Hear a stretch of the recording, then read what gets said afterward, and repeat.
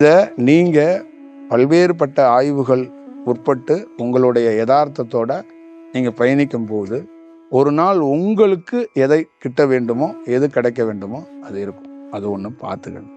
இன்னொன்று, நம்மளை நீங்கள் யாரும் காலில் விழுந்து வணங்க வேண்டாம். ஏன்னா நாம் பிறருக்கு ஒரு முன் உதாரணமாக மாறும்.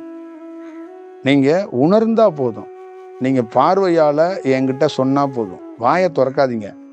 ஏன்னா நீங்கள் சொல்லி செஞ்சால் நான் ஒன்றும் கிடையாது. நீங்கள் பார்த்தா போதும், நான் எனக்கு தெரியும் அந்த பார்வையில் என்னன்னு தெரிஞ்சுக்குவேன். பார்வை உரையாடல்கள் இருக்கட்டும், வணங்குவது காலில் விழுவதெல்லாம் தவிர்க்கப்படுவோம். அது வேண்டாம்.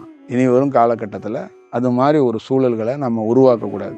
ஏன்னா நமக்கு என்ன பெரிய சவால் காத்திருக்குன்னா, இங்கு ஒரு அனுபவம் பெற்றவரை கூட அசிங்கம் பண்ணுறதுக்கு மனித கூட்டம் அலையுது.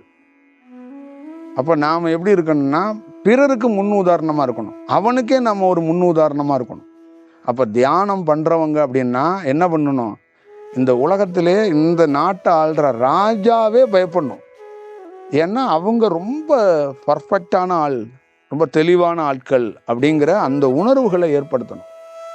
அதுதான் ரொம்ப சிறந்ததாக இருக்குமே ஒழிஞ்ச, அதை விட்டுட்டு நாம் பக்தி மையத்தில் ஏதோ ஒன்று அள்ளி பூசிக்கிட்டு அலைஞ்சோம்ச்சிங்களே, செயலற்றதாயிரும். இப்போ நீங்கள் பண்ணுறது என்ன ஆகும்னா, ஒருத்தர் வணங்க போய் வணங்கவே வராதவனும் வணங்க ஆரம்பிச்சிருவான். என்னன்னே தெரியாது, பொத்து பொத்துன்னு விழுந்துருவாங்க. புரியுதுங்களா? அங்கே என்ன ஆகும் அப்படின்னா, அது மூட நம்பிக்கைக்கு வழிவகை வைத்திரும். வணங்குவது என்னன்னா, உணர்ந்தால்தான் வணங்கணும். உண்மையிலே ஒருத்தர் காலில் விழுகிறேன்னு ஒருத்தர் நினைக்கிறார்ல, அவர் தான் விழுகணும். சும்மா வந்துட்டோம் ஒரு பெரியவங்களை பார்த்து விழுந்துட்டு போவோம் அப்படின்னு விழுகிறது இருக்குல்ல, அவர் விழுகிறாருன்னு 10 பேர் விழுவாங்க.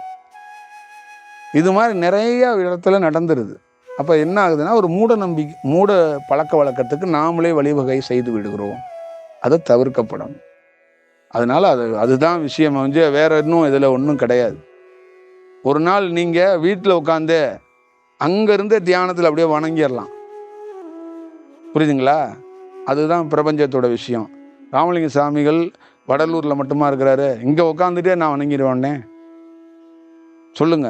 இந்த ஆகாயத்தை பார்த்தே வணங்கிடுவேனே, அதுக்காக சுவாமி உங்கள் காலை கொடுங்க நான் தேடிட்டு அலைய முடியும்? அது இல்லை. அதனால் நீங்கள் அதை கொஞ்சம் அவசியம் அதை நீங்கள் பார்த்துக்கங்க. அவ்வளோதான் இந்த செயல்.